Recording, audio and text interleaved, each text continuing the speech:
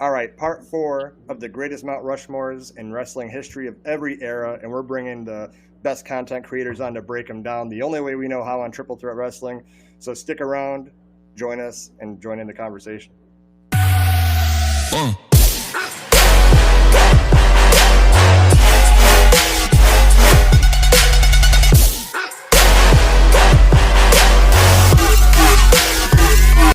Welcome back to Triple Threat Wrestling. If you are new here, be sure to subscribe. We drop daily wrestling content. My boy MVP is back as always, and we got Barz on YouTube and TikTok. Great content. You got to check him out. I'm going to put all the description in the description box, all his links and all that. It's going to be awesome. So show him some love, and he's a big wrestling fan. We had to bring him on. We're going to break down the Mount Rushmore of the Ruthless Aggression Era. So let's start off with MVP. How you doing, brother? I'm doing all right. How are you? How are you? I'm standing. I haven't sat down since Elimination Chamber. I've been standing, bro. And then, Barz, how we doing, brother? Yeah, man, we doing good, man. Elimination Chamber was crazy, man. It was off the chain, man. Yeah, it was crazy. So, and as much as I really want to talk about it, we're here for bigger priorities. We got to break down the Mount Rushmore of the Ruthless Aggression Era. And you know what? We're going to have the guest go first. So you pick one of your 4 Mount Rushmore superstars, and we'll go in order here. All right, so my 4, I'm starting off with my 4 Mount Rushmore, Ruthless Aggression Era. I got to start off with John Cena. I got to start off with he earned that. He earned tonight. He earned that. He earned that Mount Rushmore. He earned that. You know what I'm saying? Yeah, I got to start off with John Cena. Yeah. Yeah, I mean, and I hate to copy, but my number 1 has also got to be John Cena. I think this is going to be a uniform round 1 here, but I mean, John Cena, the basic thugonomics, the rap battles. I mean, come on. And we were just talking before this, 2 of my passions are hip hop and wrestling, so that was like the best mixture. MVP, you know that you're like me. What CD did we buy during that era? Oh, I bought the You Can't See Me album. You damn right you did. Yeah, I got it. I got the album too. I ain't even gonna hold you. I got it. I got that joint, man. The Batman track. You know what I mean? Oh, yeah. Yeah. Cena's underrated as a lyricist, but anyway, back to the wrestling part. It was a great gimmick, which he almost got let go before that, right? Because he had to come up with something fresh. There you go. He's the doctor of thugonomics, and just bringing that like something new, you know, to usher in that era. And I mean, United States Championship runs, feud with the Big Show, and all these good matches he had. I mean, that's what started John Cena on his road to be where he is now on his retirement tour, one of the greatest of all time. So John Cena's got to go number 1. MVP, just go ahead and finish round 1 for us.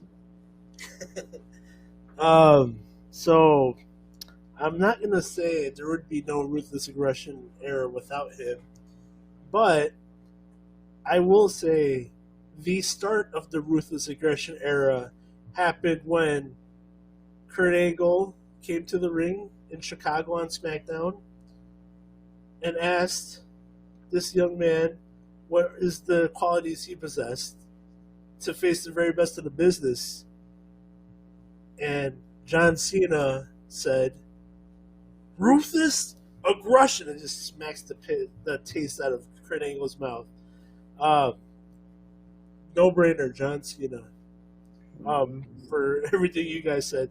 The thugonomic stuff was my favorite stuff. Like, even when he had like the Ruck Fools gear, and then they made it so, the network doesn't. This gear is too hot for network television, so they would censor his shirts on TV, and they said, "You want to see? You got to buy this merchandise." Yeah. And then a lot of people hate him. I love them. The spinner belts. Yeah. Okay, but to be fair, real quick, not to cut you off, but during that era, we all had spinner rims and stuff. Like, that was in. I mean, and it went with his gimmick. Like, I cannot hate on that. I love the spinner belt. Dude, I still love it right now. I bought the spinner belt back in 2008. Spent up until that point the most money I've spent on a material thing. Yeah. No, but see he came out with the album, and then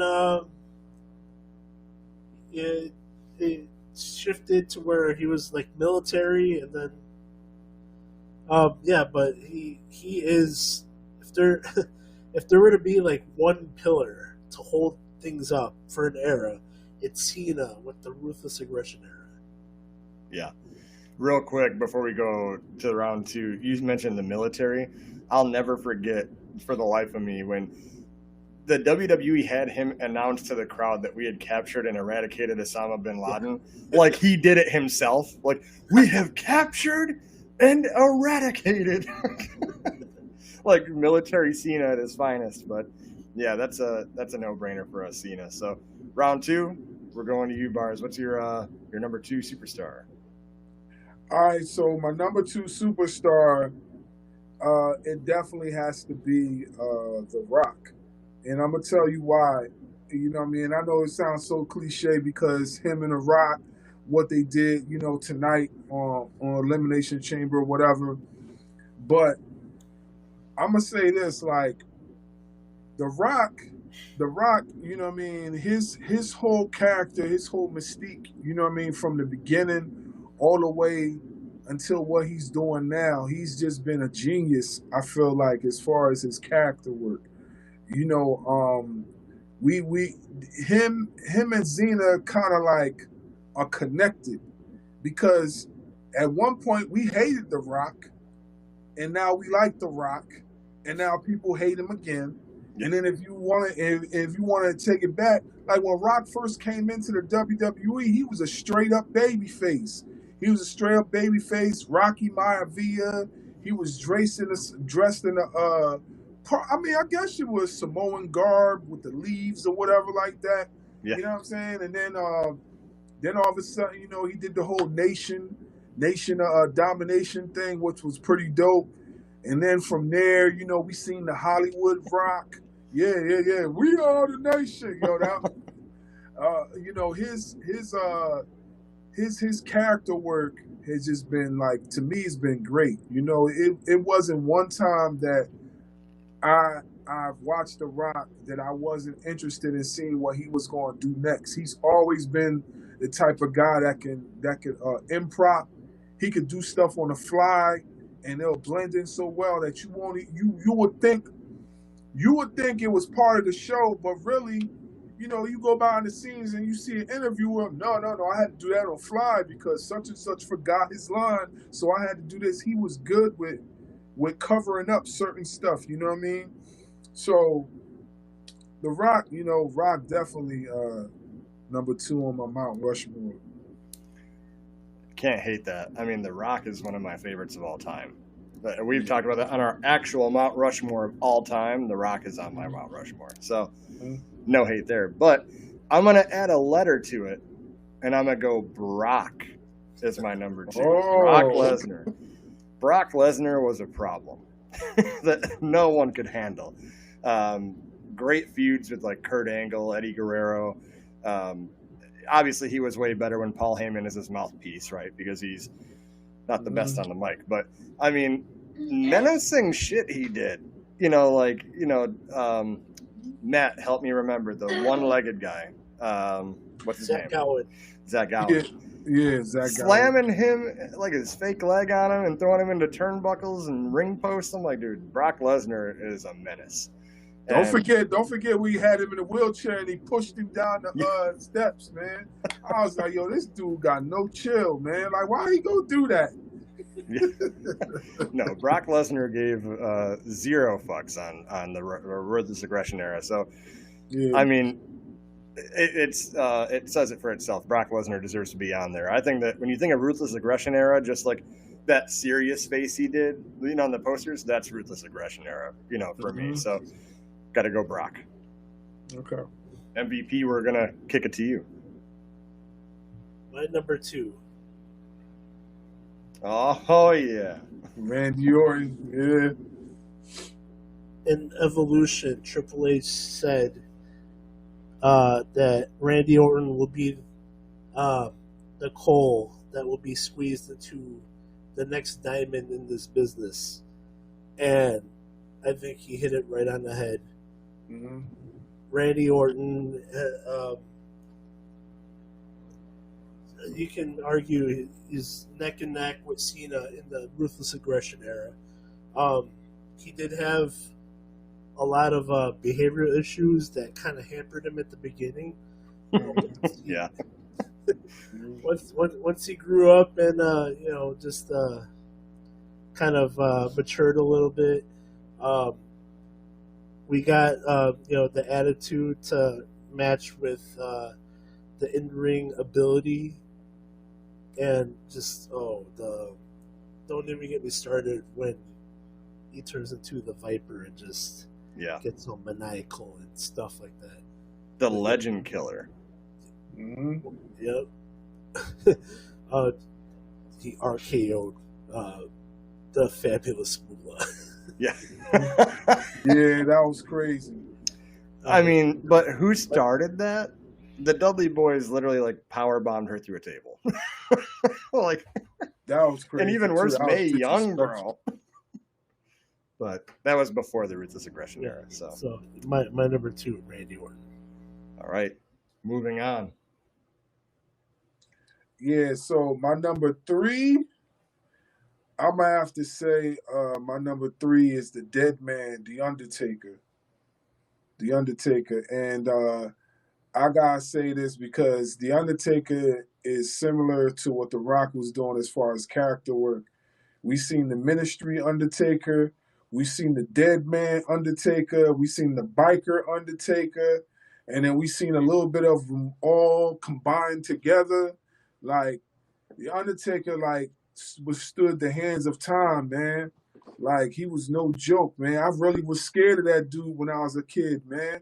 I seen the Undertaker live, man, and, like, seeing him in person, like, he looked like a giant, bro. I was really scared of the Undertaker, man, like, as a kid. Like, that dude was crazy.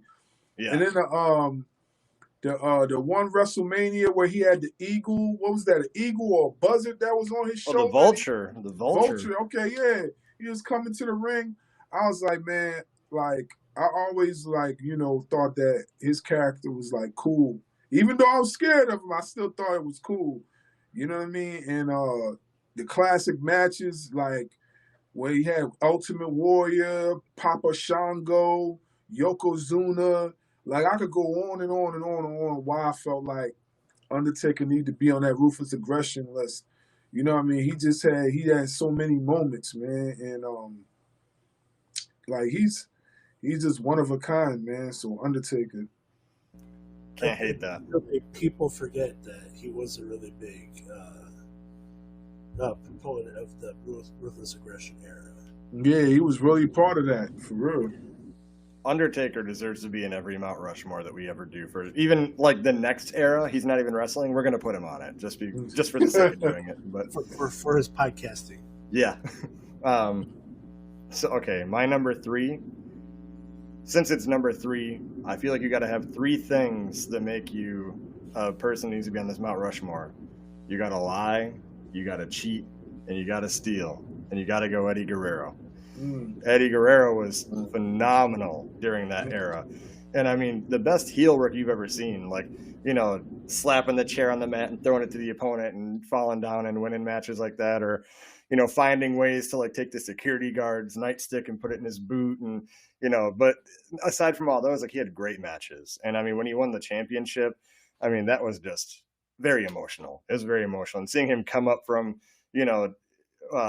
Eddie Guerrero in WCW with the red and the white suit, and like, oh, he'll be, mid-Carter. And he ended up being one of the biggest, most influential people in the Ruthless Aggression Era. So, and not to mention the feuds is like, Brock Lesnar and all that. So I got to go with my boy, Eddie Guerrero. Rest in peace to Eddie, but we're going to MVP. My number 3 is the other young guy. If you call him young, he's kind of old still. But the other young guy in the Evolution, Batista. Batista's a good one. Now, when they had Randy. He left. He left Evolution, and then you had the other guy that you had to build up, and for Triple H to pass the torch. And Yeah. He filled those shoes up pretty well. World Heavyweight, great feuds with The Undertaker, with Eddie Guerrero. Teamed up with Mysterio, and he even did some movies and some shows while in that era. So yeah. Wasn't he also Reverend Devon's bodyguard? Deacon. The Deacon Batista. Yeah, the Deacon Batista. Yeah, never forget. But once they took that box off of him, so we're going Batista. All right, let's move the train along. Who we got? I'm gonna go with the last. It's 4, right? We doing 4, right? Yep. Okay, all right. So my final guy, who definitely was one of the core responsible guys in that Ruthless Aggression Era. I'm gonna have to go with, oh hell yeah, Stone Cold Steve Austin. All right. Stone Cold Steve Austin. Like, man, it's many things I could say about stunning Steve Austin, Mr. Hollywood Blonde himself. Like, I remember when he came in as the ringmaster. I remember when he had the feud with Jake the Snake Roberts, and that kind of what started off his whole gimmick of 316. I remember when he did the whole corporate thing with Vince McMahon, and him and Vince became allies. You know what I'm saying? Like, there's so many moments that he has had that it's hard to not have him in that conversation. You know what I'm saying? Like, he done so many moments. Even just a few years ago, he wrestled against Kevin Owens, and the match was actually pretty good. Like, who does that? He ain't wrestled, and he didn't wrestle for like God knows how long, and he worked a pretty good match. So I did not expect, by the way, not to cut you off, but I did not expect them to go for like 20 minutes. Yeah, I thought it was going to be a brief little stunner, pin him. I did not think we were going to get a match, but yeah. Yeah. But I also heard too that he was training for that for some time. So that's probably the reason why he looked it so clean in that match. You know what I mean? Like, he didn't have no botches or whatever. Because I also heard he was working, he was getting himself in shape for that. So I hate to go against the grain here, but I'm going to throw both of you off. And I picked someone. You both probably don't even have him in honorable mentions. I'm going to go Trish Stratus. Yeah. Because in this diva era, when it was like just glamorizing the looks and all that, obviously the guys didn't care, right? But she actually was one of the only women besides Lita that like tried to like push it and show that like women can do more. And she had a lot of great matches during that era. WrestleMania matches, feuds with Mickie James, right? That was crazy good. Mm-hmm. It'd be crazy to not show a little love to the women on here and give Trish a little love because she for a year. Yeah. I mean, for a year. I think that qualifies her and just like I said, she was out to prove something. Like, yes, I will go out here and display my looks for you, but I also want to prove we can do it in the ring. You got to let us do what we do and entertain these people. And I think we got to go Trish Stratus, number 4. We'll go to MVP to close it out. She was coming to the ring tonight. I was telling my girlfriend, I blew a lot of loads to her when I was younger.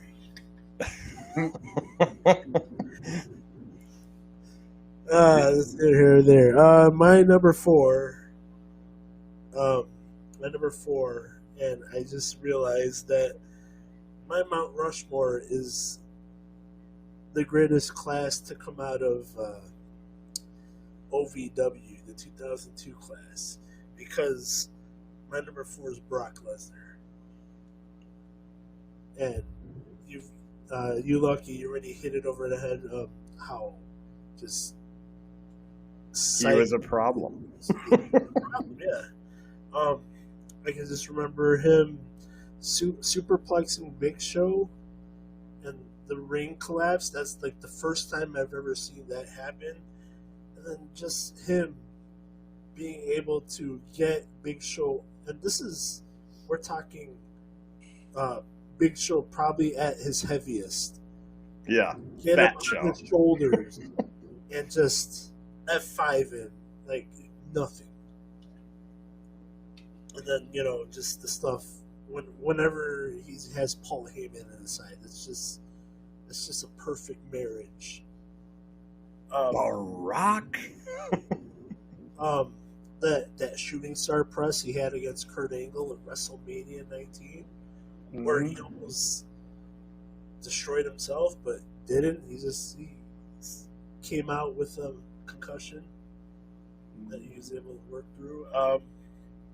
And Brock Lesnar is my last on the Mount Rushmore for the Ruthless Aggression Era. All right. I'm going to throw something out there. Do we have any honorable mentions? MVP, if you want to go first, if you have anyone that you think was a close. Kurt Angle. He had a lot of great matches in the Ruthless Aggression Era. I think once he shaved his head, he just turned it up a notch, and during this time he was the best wrestler in the world. Yeah. So got Edge. Edge came out of his shell during the Ruthless Aggression Era. Isn't that when him and Lita did the whole bedroom scene in the ring, right? Yeah. The live sex celebration. Of Eddie Guerrero, for everything you said. He who not be named, Crisp. Crispin. He had a multi-year career up until that point, but once somebody actually gave him a chance, once Paul Heyman at the time was writing SmackDown, once he had something to do, Benoit really, really shined, and he won the Rumble and became World Heavyweight Champion. Yeah. We don't know that anymore because he's pretty much erased from the annals of history. But the Men in Black people came and erased our memory. We don't know who that is anymore. Big part of this aggression era. Yeah. And, I'll say it, Triple H. He had a big hand in elevating Orton, big hand elevating Batista, all at the same time elevating a World Heavyweight Championship that had to be brought back because the Undisputed title became disputed when it was exclusive to SmackDown. Yeah. Mm-hmm. He had to run with it. So Triple H should get some recognition there as well. Especially for the heel work, right? But yeah. Oh, yeah. Barz, you got any honorable mentions? Yeah, my first honorable mention will be Chris Jericho. Chris Jericho, he's the guy that beat Stone Cold and The Rock in one night, undisputed champion. And he'll be the first to tell you about it. Huh?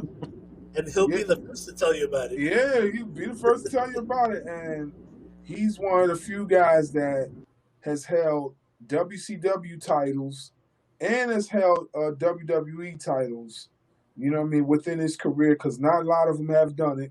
There's only a few. What else has he done? He helped launchpad another promotion and was the face of that promotion for a little bit, of course, until he started getting into these weird gimmicks that he's doing now. I still consider him, the learning tree, and what I'm saying, like all the other stuff. But I don't take nothing from him because, he's definitely in his own right. He's great. Hands down. Another person is Ric Flair. We can't even talk about the things that Ric Flair has done within his career. Like, we could go on and on. Like, you know what I'm saying? Like, this guy came into the business, had an accident wasn't even supposed to return to wrestling, came back, rejuvenated his career. You know what I'm saying? He helped jumpstart Evolution. He basically was Evolution. Evolution wouldn't even be Evolution if it wasn't for Ric Flair. Right. You know what I mean? Who else? Of course, Kurt Angle. You already said a bunch about Kurt Angle. I'll give you one more. Another guy that I thought was good for the Ruthless Aggression era. I definitely thought Shawn Michaels was great for the Ruthless Aggression era. You know what I mean? The feuds that he had with Triple H. The time he was in the wheelchair, then he began to walk again. Yeah. His ladder matches, like, you know what I mean? He was one of a kind, man. So yeah. I'm not gonna beat the dead horse here. I mean, you guys have already said it. Randy Orton, Batista, all these guys are great. One guy we didn't mention though that I feel like has an argument. JBL had an argument during that era. I mean, he had a great title run. SmackDown champion. Yep, great title run. Feud with Eddie Guerrero was good. I mean, they did great work together. I mean, I could say a lot of stuff about JBL that during that era. Like, just he played his role well. That like you watched him and you're like, yeah, I hate that guy. Like, I don't want him, but like that's what your goal is to do, get heat, right? And we gave it to him. So, but yeah, no, I think that's all good. So that rounds out our Mount Rushmore of the Ruthless Aggression era. A lot of great topics, a lot of great superstars we just brought up. A blast on the past here. So Barz Wrestling Media, awesome stuff, great content. I'm going to put your links in our description box for your TikTok, your YouTube. Make sure you guys all go follow him and look at his content. It's just good stuff. So it's good to have you on here, brother, and I look forward to collabing with you on future stuff. So. Yeah, definitely. I appreciate you guys for reaching out and having me on. I'm grateful. Like I said, I got some stuff coming up. I definitely will be reaching out to you guys soon. You know what I mean? Have y'all on the show and whatnot. All right, sounds good. Well, stay tuned. We're going to keep trucking along on this mini-series and bring on some more content creators. So make sure you follow us, and all of our affiliate links, all that stuff is in the link tree down below. So make sure you go check that out. And until next time, we'll see you later.